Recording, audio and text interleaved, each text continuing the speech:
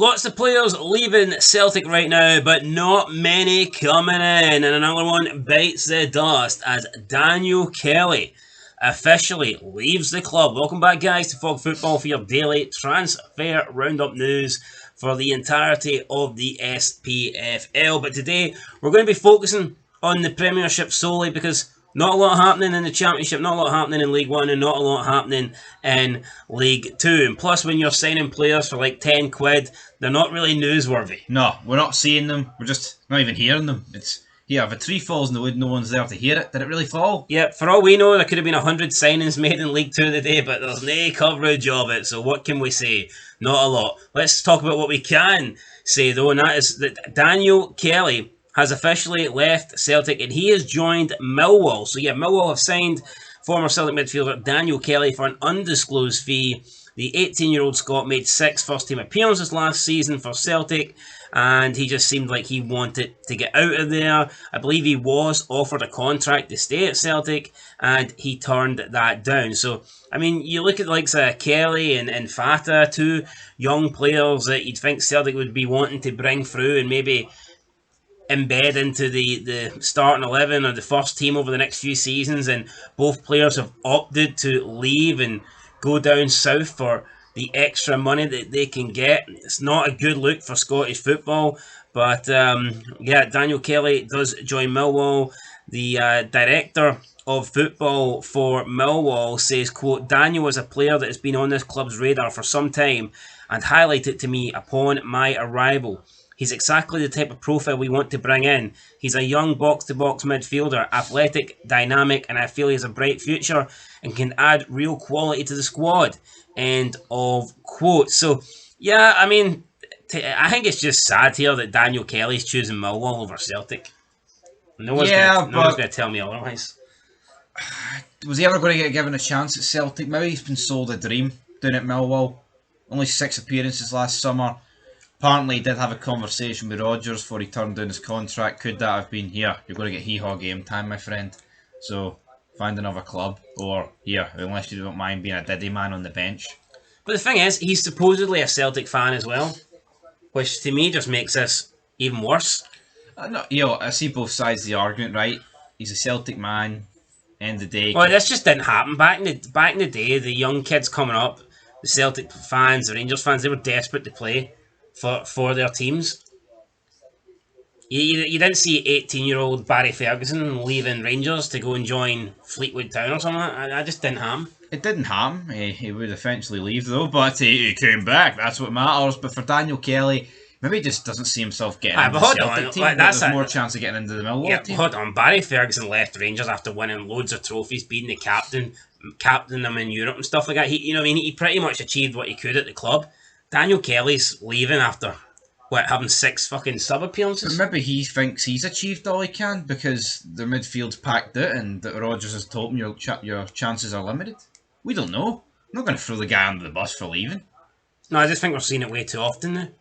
No, we are, but here... do we not disappointed when Billy Gilmour left Rangers? Albeit, I think you can understand why he went to Chelsea, but still, at that age... Yeah, but he didn't get given a chance at Rangers. But he should have been. No, he should have been. At least this guy's had 6 appearances. How many did Gilmour have in the first team? I'm pretty sure... If I recall, I don't think Gilmour had 1 appearance.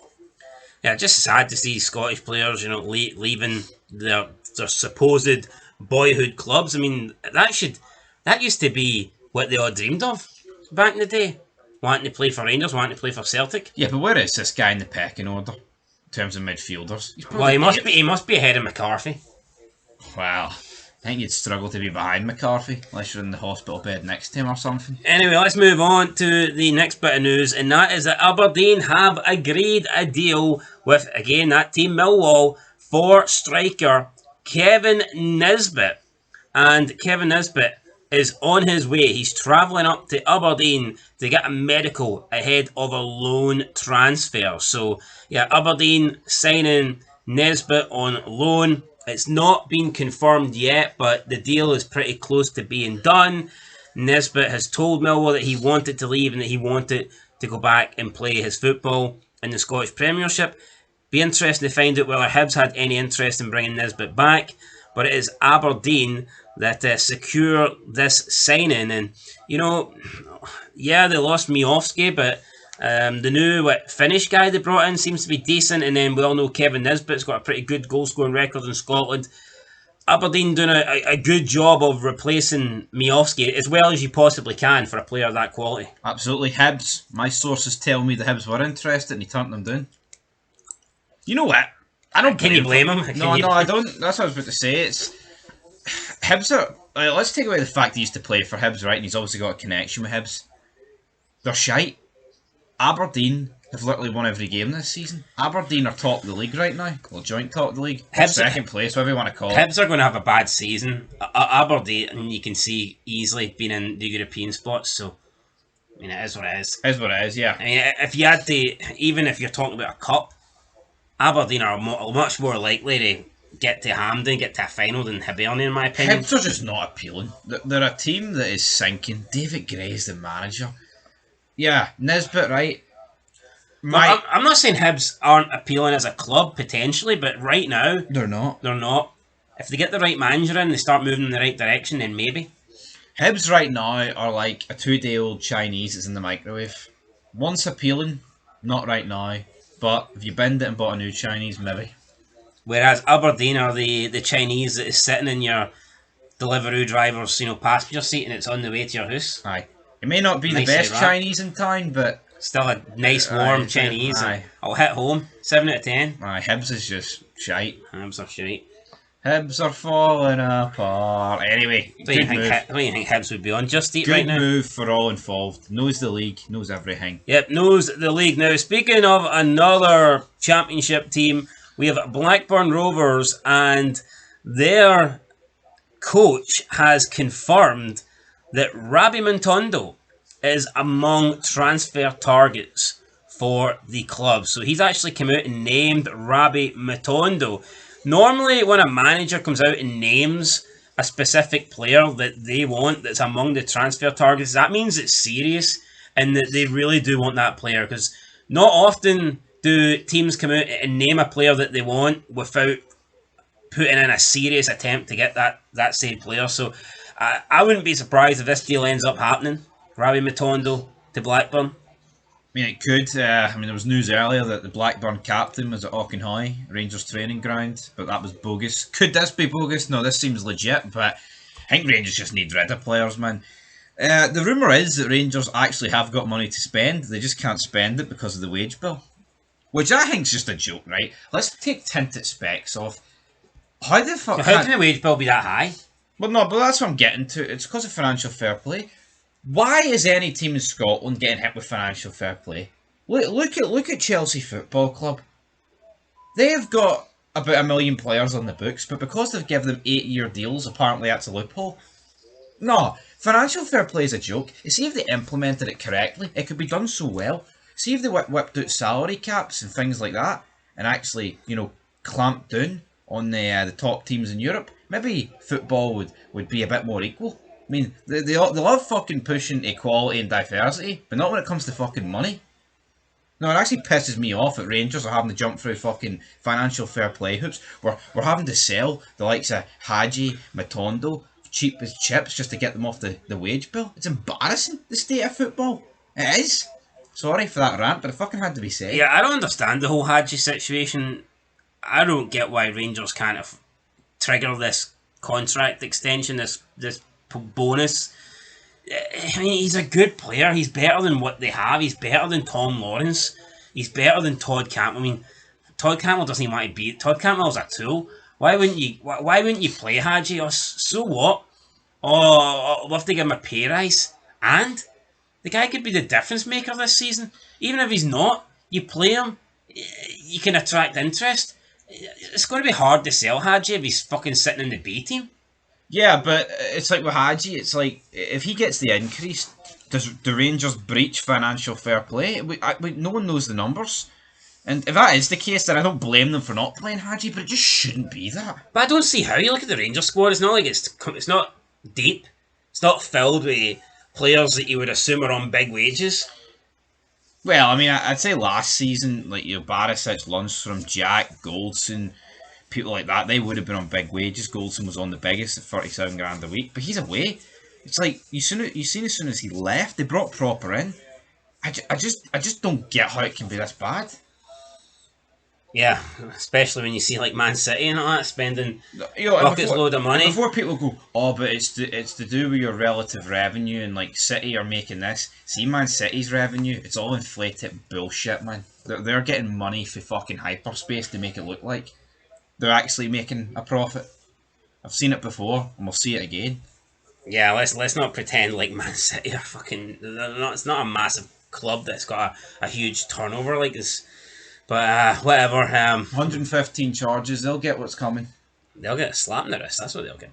Right. Anyway, so Rabie Matondo possibly joining Blackburn Rovers, and finally, Sky Sports have listed this as breaking news today. Celtic are interested in Sheffield United defender Austin Trusty, who is reportedly valued at around £68 million. So, yeah, Austin Trusty. Can't say I've heard of him, don't know much about him. I've heard him. Rangers were linked to him last summer and he didn't come because Rangers didn't have the money. I'm seeing a familiar trend here. Was it last summer or January? I can't remember. Either way, 68 million just seems like an awful lot. But I think Celtic are in a predicament. I mean, we've made a big fid about O'Reilly, but let's just link it in here. It's like if they sell O'Reilly and say Kyogo or Hatate goes, this Celtic board's going to need to just spend to keep the fans happy. There's no way they can just sell players and not... I mean, as Hugh Keevan said on Super Scoreboard, even if he is a specky tube, they haven't strengthened outfield. They've just brought in Bernardo and Adair, who were two loanies last year. Now, it's better than what Rangers are doing, where, can't bring anyone in, and the players that did have on loan last season aren't here, like Sima. But, do you not agree? Do you not think Celtic will need to bring players in? Of course. £25 million last year for Jota, £25 million this year for O'Reilly. Potentially, like Kyogo going to get big money there. We always hear about how Celtic are in the Champions League money, £60 million or whatever you supposedly get this year. The transfer, the war kitty. I mean, what good's bragging about Celtic if it never gets spent? Celtic have now got weaker for 2 summers in a row. I think the only saving grace for them is that the players that have stayed have actually got better, if that makes sense. Like, O'Reilly's best season was last year, right? And that helps you when you're not strengthening in the window, when your current players are growing. But eventually, if you're not strengthening your window, you're just going to become stagnant and stale. But there's no one domestically that can take advantage of that, so... Yeah, and that's... But back to Austin Trusty, is this guy does he start for USA? Is he Cameron Carter's partner in the national team? Could this be a interesting link-up if Trusty did join Celtic? There would have some trust between them. Here, tell you what, it'd be a decent move. But 68 million, I think that's just the ballpark. We look at 68 million and think, oh, that's a lot of money to spend. But our league's getting left behind. It is what it is. 68 million's peanuts. It is. I think Celtic do need to sign a good defender, though. Nothing against Liam Scales, but it's just, you can't. Champions League, I think you need better than Liam Scales. America, right, is getting on the map in football, right? So, if you play for the American national team, I think your value's just automatically going to creep up these days. Sheffield United, Premier League, Championship experience. That's just what you have to pay these days. Like, yeah, Celtic signed O'Reilly for 1.5 million, but that was from, he was a bit unknown, and he was from League One. That's a rarity. You're not going to get that every transfer window. No, it's like, you look, Rangers signed Davies for 4.7 million. Absolute fucking shite. Simply just paying 4.7 million because the guy's playing for Liverpool, even though he never played a game. It's like, see, in order to get somebody cheap and be good, you need to find a hidden gem, and Celtic did that a lot with Ange. Now, here, if you're going to the Championship or the lower ends of the Premier League and you want to sign someone that's half decent, you're going to have to pay close to 10 million, and that's exactly what's happened here. Yep. We've seen it with Adair. People are creating about overspent. No, they did overspend, but in terms of the market, they didn't overspend. I just wouldn't have paid it. Young striker and a championship team, a yo-yo championship team. That's about right, man. I'm not convinced. Everyone says he's better than Miovski and Shankland.